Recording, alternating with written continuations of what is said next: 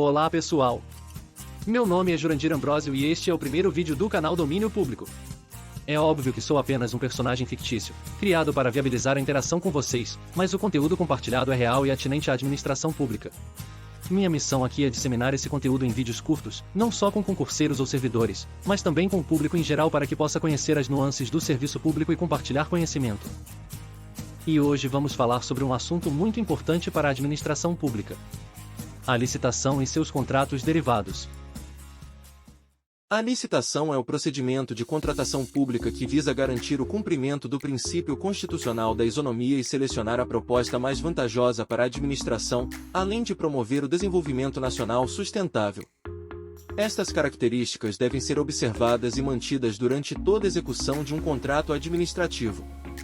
As modalidades de licitação são as previstas em lei.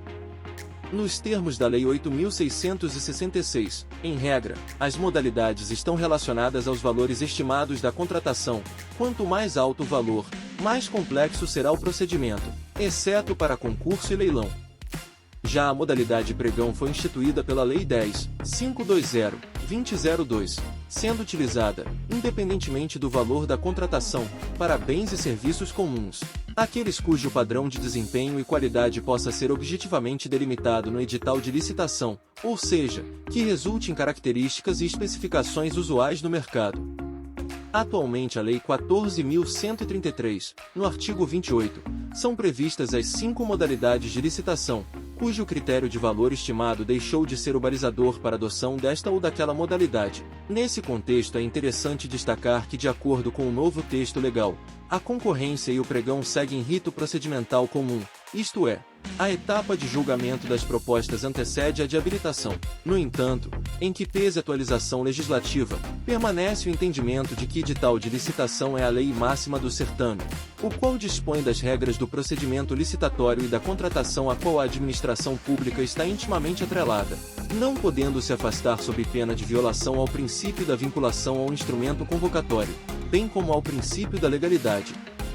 Ademais, anexo ao edital, encontra-se também o que muitos consideram a peça mais importante da licitação, especialmente para a fiscalização do contrato: o termo de referência ou projeto básico, os quais também serão objeto futuro para uma discussão mais aprofundada aqui no canal.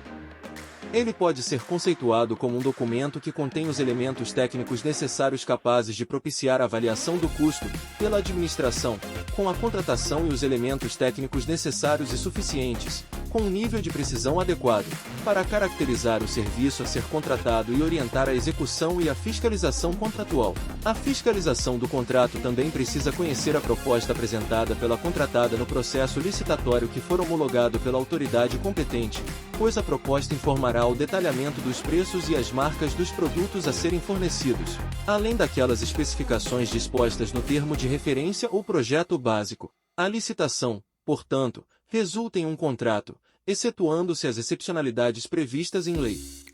Nessa seara, pode-se dizer que um contrato nada mais é que um acordo de vontades destinado à produção de efeitos jurídicos, contendo direitos e obrigações estabelecidos para um ou ambos os envolvidos conforme a natureza do acordo realizado.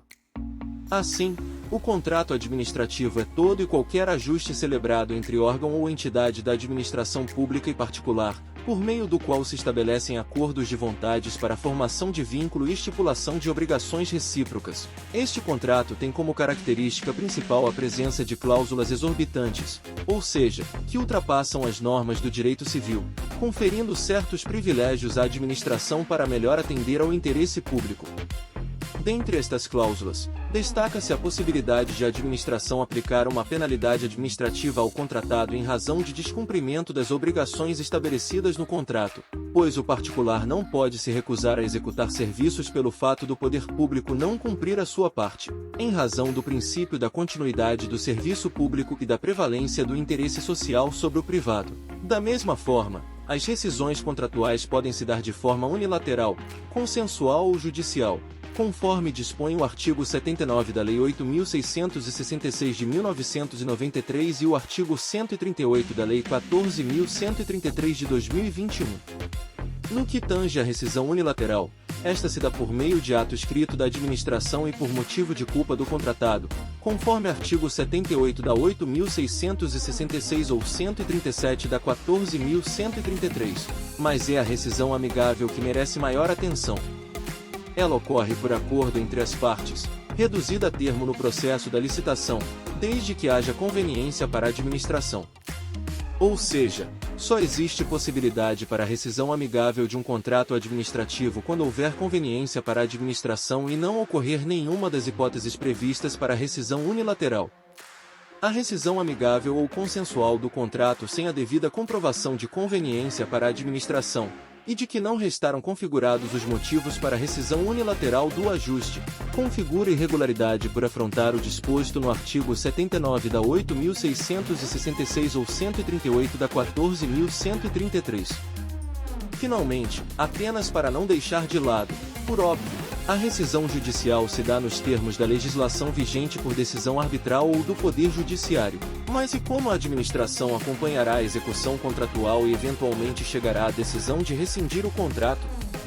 Bem, para isso existem servidores que exercem função de fiscalização do contrato, isto é, acompanharão a execução contratual para garantir o cumprimento das cláusulas estabelecidas na avença.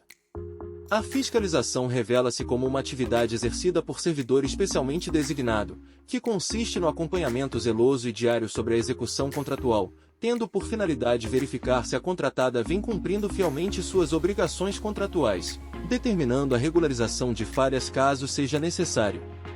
Na IEN SEG 5 de 2017, também aplicável à nova lei, há detalhamento dos papéis e as atividades dos envolvidos na gestão e fiscalização de contratos administrativos. O fiscal técnico avalia a execução nos moldes contratados, quantidade, qualidade, modo e tempo. Avalia também a compatibilidade com os indicadores de desempenho e subsidia o pagamento com base no resultado. O fiscal administrativo avalia aspectos administrativos da execução de serviços com regime de dedicação exclusiva de mão de obra, obrigações trabalhistas, fiscais, previdenciárias e toma providências nos casos de inadimplemento. O fiscal setorial avalia aspectos técnicos e administrativos quando a prestação contratual ocorre simultaneamente em unidades desconcentradas de um mesmo órgão ou entidade. Público usuário avalia aspectos qualitativos do objeto por meio de pesquisa de satisfação junto ao usuário e faz o controle social. Preposto. O preposto é o representante da contratada para também acompanhar a execução contratual. O preposto é figura essencial no acompanhamento da execução dos serviços pelo lado da empresa contratada, sendo o contato imediato da fiscalização do contrato com a empresa contratada. As comunicações entre o fiscal do contrato e o preposto da contratada devem ser feitas preferencialmente por escrito. O recebimento provisório dos serviços fica a cargo do fiscal técnico, administrativo ou setorial, quando houver, e o recebimento definitivo a cargo do gestor do contrato. A indicação do gestor, do fiscal e de seus substitutos cabe aos setores requisitantes dos serviços ou pode ser estabelecida em normativo próprio de cada órgão ou entidade. Após indicação, a autoridade competente do órgão ou entidade deve designar, por ato formal, o gestor, o fiscal e os substitutos. O fiscal substituto atua como fiscal do contrato nas ausências e nos impedimentos eventuais e regulamentares do titular.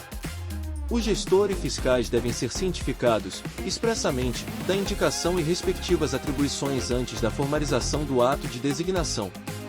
Para a indicação deve ser considerada a compatibilidade com as atribuições do cargo, a complexidade da fiscalização, o quantitativo de contratos por servidor e a capacidade do servidor para o desempenho das atividades de fiscalização. Vale destacar que nos casos de atraso ou falta de indicação, de desligamento ou afastamento temporâneo e definitivo do gestor ou fiscais e seus substitutos, até que seja providenciada a indicação, a competência de suas atribuições cabe ao responsável pela indicação ou conforme previsto no normativo próprio de cada órgão ou entidade. Segundo acórdão do Tribunal de Contas da União número 2784 de 2019, segunda Câmara, A ausência de designação formal não obsta a responsabilização do agente que tenha praticado atos concernentes à função de fiscal de contrato, como o atesto de notas fiscais. Para o exercício da função, a fiscalização deverá receber cópias dos documentos essenciais da contratação pelo setor de contratos, a exemplo dos estudos preliminares, do ato convocatório e seus anexos, do contrato, da proposta da contratada, da garantia, quando houver, e demais documentos indispensáveis à fiscalização. Caso esteja determinado pelo edital do certame o uso de instrumento de medição de resultados, IMR, mecanismo que define, em bases compreensíveis, tangíveis, objetivamente observáveis e comprováveis, os níveis esperados de qualidade da prestação do serviço e respectivas adequações de pagamento. A fiscalização deve comunicar à empresa para que emita nota fiscal ou fatura com o valor exato dimensionado pela fiscalização com base no IMR ou instrumento substituto, se for o caso. Por fim, o registro das ocorrências, as comunicações entre as partes e demais documentos relacionados à execução do objeto poderão ser organizados em processo de fiscalização, isto é, autuado para esta finalidade. E assim, pessoal, chegamos ao final de uma breve e simples aula. Espero que seja de alguma valia para alguém. Deixe nos comentários sua opinião sobre a intenção do canal e o conteúdo apresentado. Gostariam de mais vídeos assim? Muito obrigado e até a próxima!